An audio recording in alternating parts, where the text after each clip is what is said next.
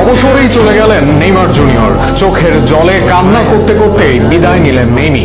বিশ্বকাপ থেকে বিদায় নেইমার, বিদায় মেসির প্রিয় বন্ধু ব্রাজিলের সর্বকালের সর্বোচ্চ গোলদাতার। পুরো বিশ্বকাপে খেলেছেন মাত্র 38 মিনিট, গোল করেছেন একটি। আনচেলত্তি নিজে বলেছেন পূর্ণ ফিট, তবুও খেলার অর্ধেক সময়ও দেওয়া হয়নি তাকে। আফসোস, হতাশা আর কান্না ভেজা চোখে তাই বিশ্বকাপ থেকে বিদায় নেইমারের। বিদায় নিয়েছেন ব্রাজিলের জার্সিটাকে। আরো থাকছে প্রতিবেদন। আন্তর্জাতিক ফুটবলকে বিদায় বললেন নেইমার জুনিয়র। আগে জানিয়েছেন এটি নেইমারের শেষ বিশ্বকাপ, আর সেই বিশ্বকাপ রাঙানোর সুযোগই তাকে দিলেন না আনচেলত্তি। পুরো বিশ্বকাপে তাকে সুযোগ দিয়েছেন মাত্র 38 মিনিট। শুরুর ম্যাচে ফুল ফিট না থাকলেও পরে পূর্ণ ফিট হন তিনি, কিন্তু তাতে লাভ হয়নি। কার্লোর ব্যক্তিগত ইগোর কারণে তাকে নামানো হয়নি মাঠে।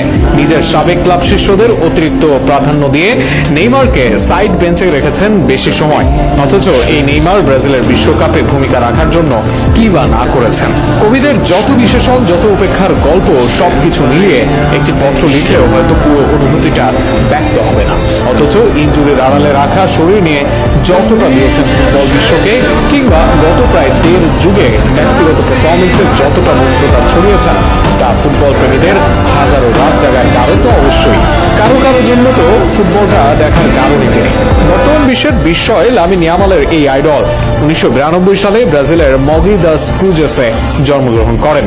মাত্র 9 বছর বয়সে পেলের স্মৃতি বিজড়িত ক্লাব সান্তোসের নাম লিখিয়েছিলেন।